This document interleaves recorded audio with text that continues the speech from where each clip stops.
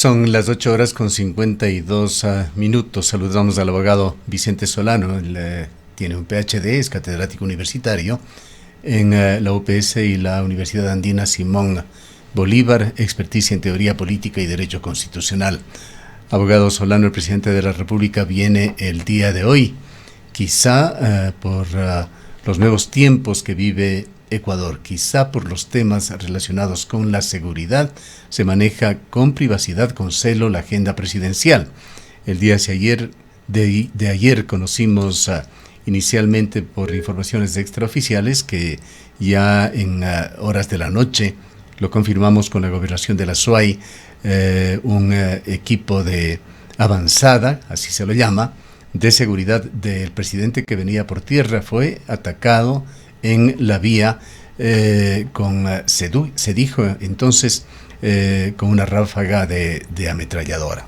Este equipo respondió, pues era gente preparada y que venía además con armamento y repelió a los posibles delincuentes. Todo esto quizá justifica la confidencialidad del día de hoy. No hay confirmación hasta este momento, a pesar de nuestra insistencia con fuentes oficiales, sobre si el presidente efectivamente visitará Pautemazar, que era la intención anunciada el pasado día domingo por el ministro de Energía, quien tiene también a su cargo el Ministerio de Transportes y Obras Públicas, sobre una visita a Sayausí Marianza, que nos señalaron estaba previsto esto desde la Secretaría de Gestión de Riesgos, y hay otra información que tampoco ha sido confirmada todavía, de una sesión con miembros del gabinete y autoridades en el local del 911 y del Consejo de Seguridad Ciudadana. En todo caso, hay aún incertidumbre sobre lo que hará el presidente, pero hay mucha expectativa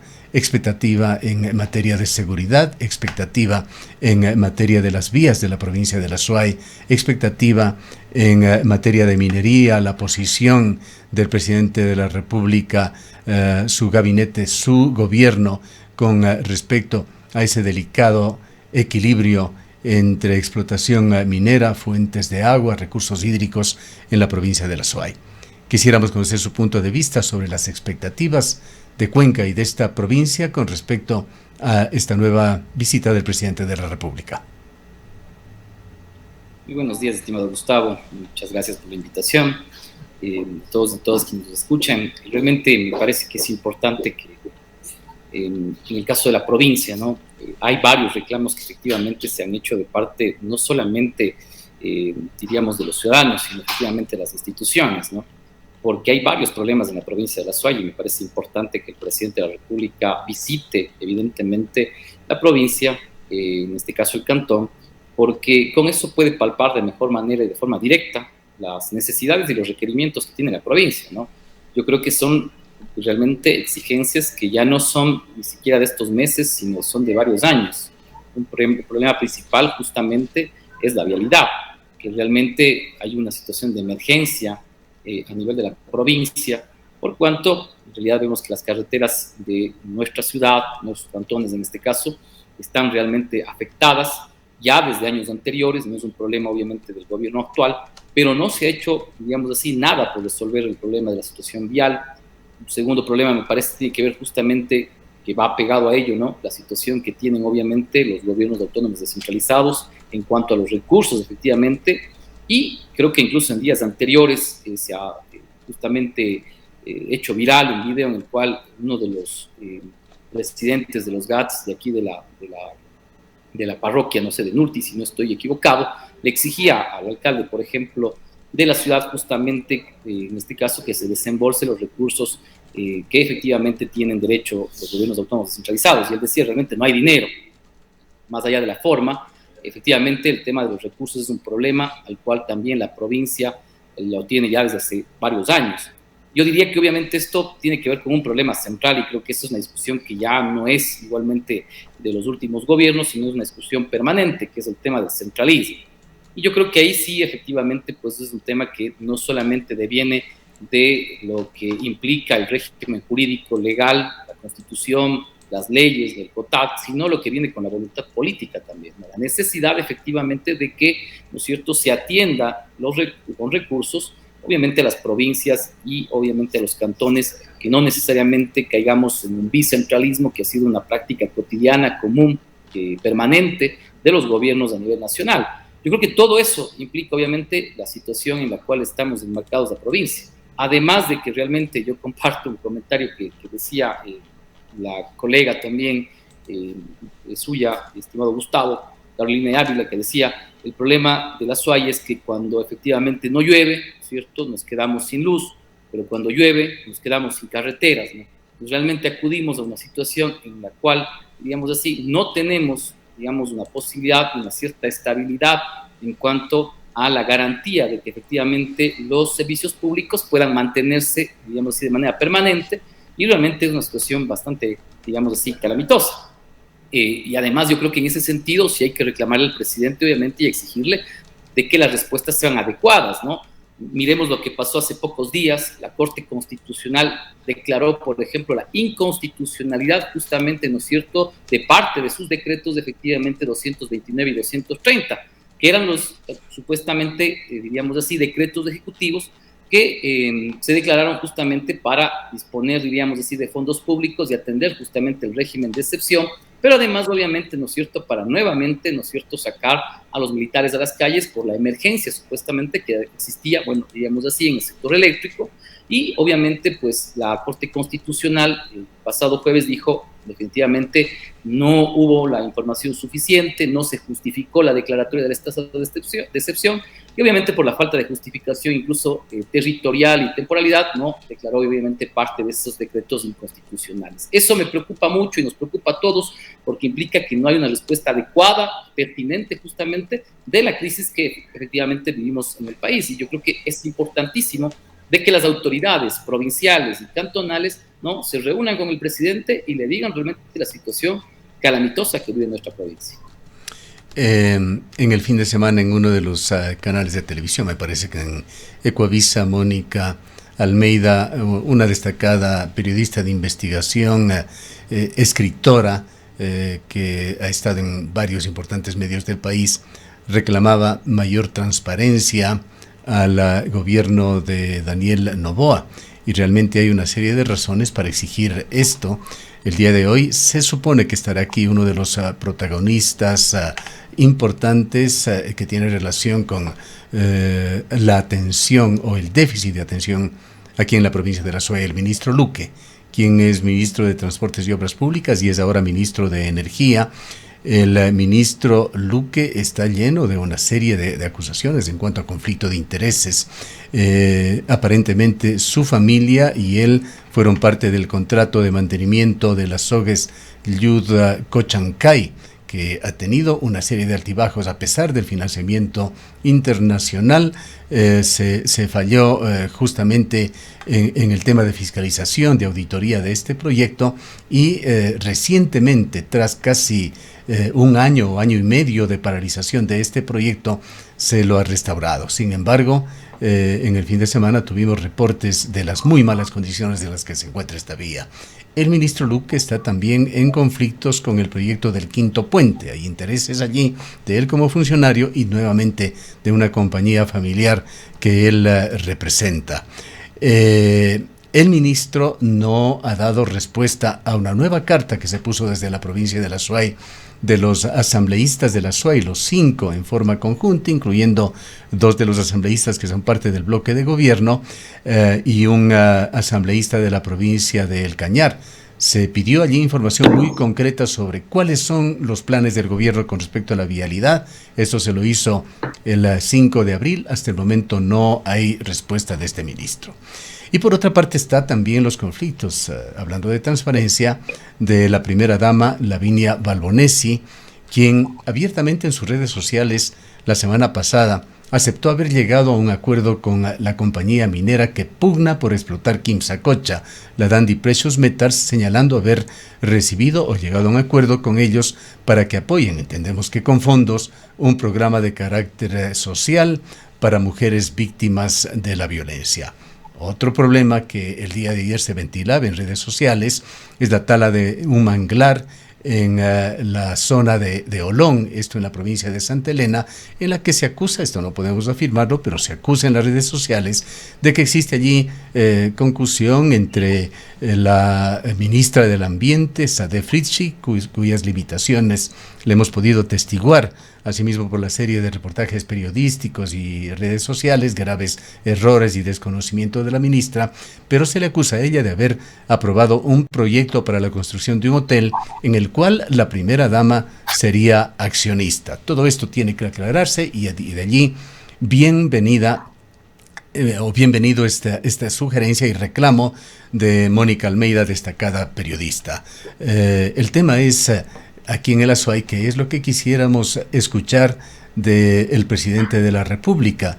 Quizá en ese tema tan delicado, tan crítico, tan frágil, que es el de la minería y el agua. ¿Cuál mismo es la posición del gobierno?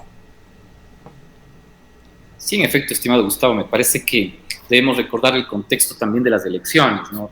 Recordemos que efectivamente en el debate, ¿no es cierto?, presidencial, en la primera vuelta, uno de los elementos quizás principales que resaltaron dentro de ese debate fue la participación del propio presidente Daniel Noboa, que señalaba de forma clara, ¿no?, de que él básicamente, incluso por una situación más utilitaria, decía, nosotros no vamos a explotar, por ejemplo, el Yasuní, Pero en los últimos meses, ¿no?, efectivamente hemos visto en cambio que no hay, diríamos así, la voluntad política del presidente, ¿no es cierto?, para empezar a frenar primero obviamente la explotación, ¿no?, porque no es un proceso de decir vamos y salimos del Yasuní, sino que, ¿no es cierto?, se tienen que dar ciertos pasos para el desmantelamiento de ese tipo de infraestructura. Por lo tanto, ¿no?, ya se ha hecho una denuncia por parte de diferentes colectivos como los Yasunidos y otros, donde se explicita de que realmente el presidente de la República, ¿no es cierto?, no está haciendo absolutamente nada. Recordemos incluso que en algún momento se planteó por ciertos funcionarios, ¿no?, la posibilidad incluso de hacer una nueva consulta, ¿no?, y preguntarle, ¿no es cierto?, a la ciudadanía si es que efectivamente estaban de acuerdo o no con lo que ya se había decidido, haciendo obviamente, ¿no es cierto?, una especie de burla, ¿no es cierto?, obviando, digamos así, lo que ya se había pronunciado el pueblo ecuatoriano en defensa, ¿no es cierto?, y además, evitando, digamos así, la explotación petrolera en el campo Yasuní-Teté. Eso es un primer digamos así, elemento que nos podía, digamos así, hacer imaginar de que iba a haber nuevamente políticas que efectivamente podrían ir contra el medio ambiente y contra la naturaleza. Pero obviamente lo más preocupante no solamente es eso, ¿no?, porque las políticas públicas estatales generalmente pueden venir en cierta, digamos así, contrariedad o contradicción con los principios efectivamente de defensa que tiene la propia Constitución sobre el ambiente sano y los derechos de la naturaleza. Siempre están en conflicto, no es una situación, diríamos así, de que efectivamente no hay conflicto y de que aparentemente, diríamos, está todo delimitado, porque efectivamente, decíamos, las políticas públicas, sobre todo en el caso de la extracción o la explotación de minerales y otros, puede generar obviamente un grave daño ambiental o una afectación, como decíamos, a los derechos de la naturaleza. Pero lo más preocupante, como decíamos, es también esas posibles vinculaciones que existen entre, ¿no es cierto?, diríamos así, la familia, ¿no?, el propio presidente de la República, con empresas efectivamente que están dedicadas a la actividad minera, la actividad de prospección, exploración, explotación minera. Eso es lo más preocupante, ¿no? Yo creo que eso tiene que ser saldado de una manera en la cual sea transparente el presidente de la República. Sí nos parece preocupante, claro, que la esposa del presidente Daniel Noboa, ¿no?, diga en los días anteriores, ¿no es cierto?, que ella va a apoyar, por ejemplo, el tema de cierta formación o del apoyo, diríamos, a mujeres, en este caso víctimas de violencia y otros, con dinero de la minería, ¿no? Un poco como diciendo, es la posibilidad de explotar, digamos así, ¿no es cierto?, los minerales en el Ecuador, hacer gran minería o dejar de hacer obras, ¿no? Un poco, entonces, lo que están sugiriendo es que necesitamos de la explotación minera, ¿no es cierto?, no importando probablemente el grave daño que se puede causar también a la naturaleza, pero además de ello, lo más preocupante, como digo, es que el poder político esté directamente inmiscuido y que efectivamente, pues, las empresas, que las personas, en este caso, ¿no es cierto?, que tienen altas responsabilidades políticas, estén vinculadas a ese tipo de empresas. Yo creo que el presidente debería dejar en claro, uno, ¿no?, cuál es su vinculación en estos casos que se están denunciando, ¿no?, y obviamente pues dejar en claro que si es que hay algún tipo de conflicto de intereses, ¿no? Yo creo que es necesario eso para la transparencia pública, ¿no? Y además de eso, me parecería que es importante, ¿no es cierto?, de que haya un pronunciamiento efectivo sobre lo que ya se ha decidido en Cuenca, ¿no? Recordemos, estimado Gustavo, que en Cuenca, en Girón, ha habido consultas, en este caso ambientales, consultas populares sobre la protección de fuentes hídricas, sobre la protección justamente de los páramos y otros, y yo creo que es importante que el presidente respete ya la voluntad popular, ¿no es cierto?, y que, ¿no es cierto?, se sume más bien a estas propuestas que prácticamente lo que están haciendo es consolidando, ¿no es cierto?, la protección del medio ambiente. Mucho se ha dicho sobre los problemas que hemos tenido en los días anteriores por las lluvias, ¿no?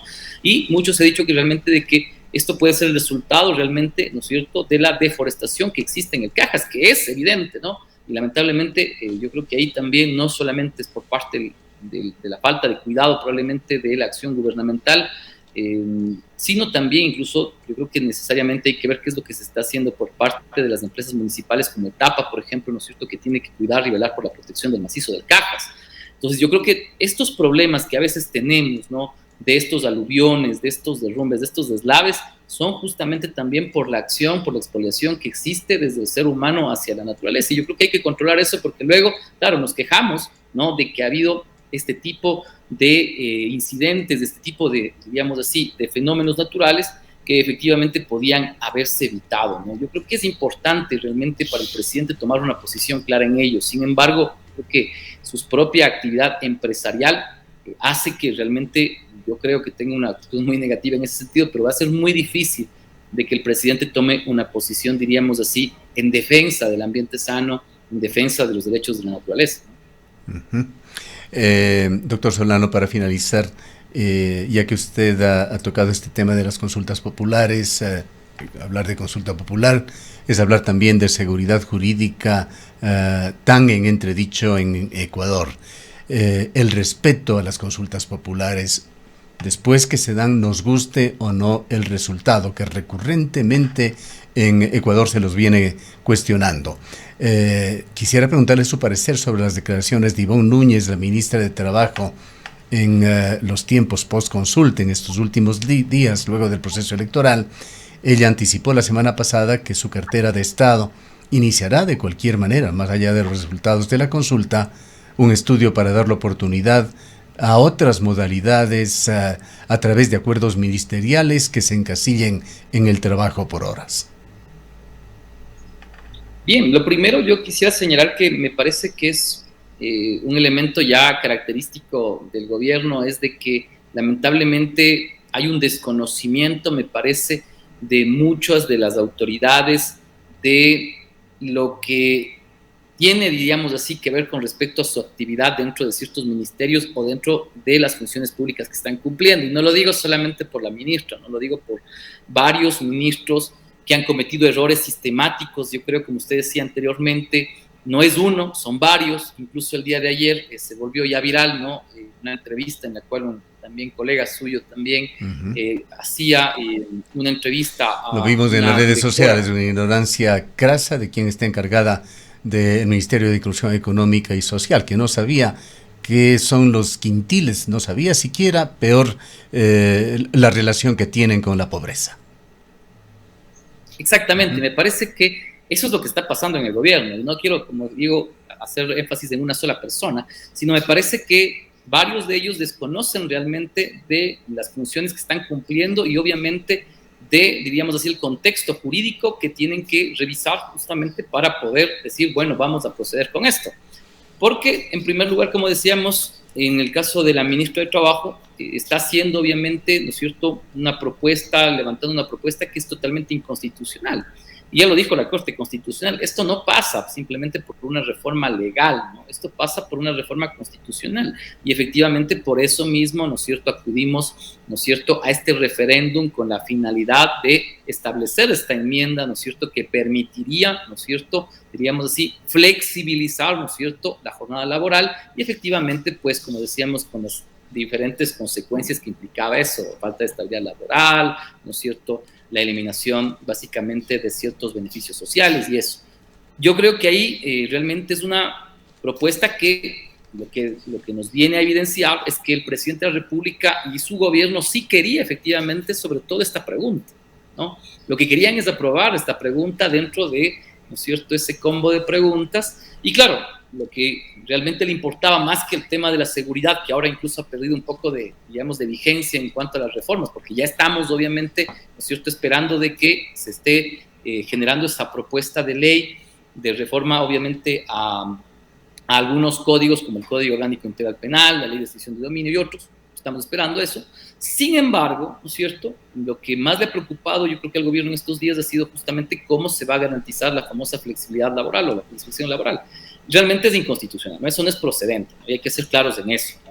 Yo creo que la posibilidad de que se puedan hacer estas reformas primero en la Asamblea me parecen complejas, porque yo creo que todos están de acuerdo, o al menos deberían estar de acuerdo si es que los asambleístas conocen de buena forma también lo que dice la Constitución, ¿no? Y eso espero, ¿no? En realidad no podrían obviamente hacer este tipo de reformas. ¿Qué pasaría si lo hacen? Y eso es lo preocupante, ¿no? ¿Qué pasa si lo hacen? No, en primer lugar, obviamente, están, digamos, sujetos, ¿no?, a la posibilidad de que haya una acción de inconstitucionalidad, ¿no? Yo entiendo que obviamente el presidente, si es el que propone estas reformas, no va a objetar por inconstitucionalidad esa posible reforma, pero cualquier persona lo puede hacer, ¿no? Y obviamente, diríamos así, con la posibilidad de que la Corte Constitucional inhabilite, invalide, ¿no es cierto?, esas reformas legales, ¿no? Entonces, a mí me parece que, espero que sea eso, una falta de conocimiento de la ministra y de varios de los ministros, funcionarios, que lamentablemente evidencian eso, ¿no?, de que no hay un conocimiento, me parece, profundo sobre los temas que están planteando. Más allá de eso, obviamente, claro, vemos que hay una intencionalidad también del gobierno en volver, diríamos, a discutir este tema que yo creo que, como usted decía, Gustavo, esto ya se resolvió en las urnas, ¿no? A mí me parecería grave. Estas intenciones o decisiones que intentan tomarse, no sé si el calificativo correcto es de una manera forense, es decir, post-mortem, están de más allá de que nos guste o no, esa decisión que se tomó es una decisión mayoritaria y los gobiernos tienen que respetarlo. Con toda la razón, Cedocudd exige al gobierno respetar la negativa al contrato por horas. Fue decidido en consulta popular. Sí, eso es lo que más me preocupa, ¿no?, estimado Gustavo, y realmente, porque además, diríamos, es la actitud, obviamente, de los ministros y los funcionarios, ¿no?, que implican que están por encima o se sienten por encima de la voluntad del pueblo, ¿no?, del soberano. Eso es lo preocupante, porque estamos diciendo que esa decisión ya fue tomada en una consulta por una mayoría aplastante, me parece, y claro, evidentemente lo que están diciendo los ministros es: no importa lo que haya dicho la mayoría de los ecuatorianos, vamos a seguir con las reformas. A mí me parece que democráticamente es muy peligroso lo que están diciendo, porque eso implicaría, ¿no es cierto?, que no se está escuchando efectivamente el pronunciamiento de los ciudadanos y ciudadanas, ¿no? Y claro, eso ya me pone, ¿no es cierto?, también nuevamente en alerta, ¿no? Porque efectivamente, ¿no es cierto?, el gobierno no atiende obviamente ya a estas decisiones que el pueblo ecuatoriano ha tomado, ¿no? Esas posiciones obviamente son posiciones que pueden tender a un nivel, ¿no es cierto?, de autoritarismo. Yo creo que hay que ser claros, hay que en este caso defender, ¿no es cierto?, las decisiones que ya se han tomado, y evidentemente, como usted lo decía, querido Gustavo, si es que el pueblo se pronunció más allá de que uno puede estar de acuerdo o desacuerdo, se tienen que respetar esas decisiones en firme, y yo creo que para eso, inclusive, obviamente, la Corte Constitucional pues puede activar los mecanismos necesarios para que se garantice. Bien, veamos si el día de hoy, por lo menos en aquellos temas que atañen y que son críticos en la provincia de La Suay, se abre algún espacio de discusión con el periodismo y con las autoridades locales y el presidente de la República, cuya agenda hasta esta hora, 9:15 de la mañana, aún la desconocemos. Gracias por su presencia, doctor Solano. Muchísimas gracias. El abogado Vicente Solano es académico experto en teoría política y derecho constitucional.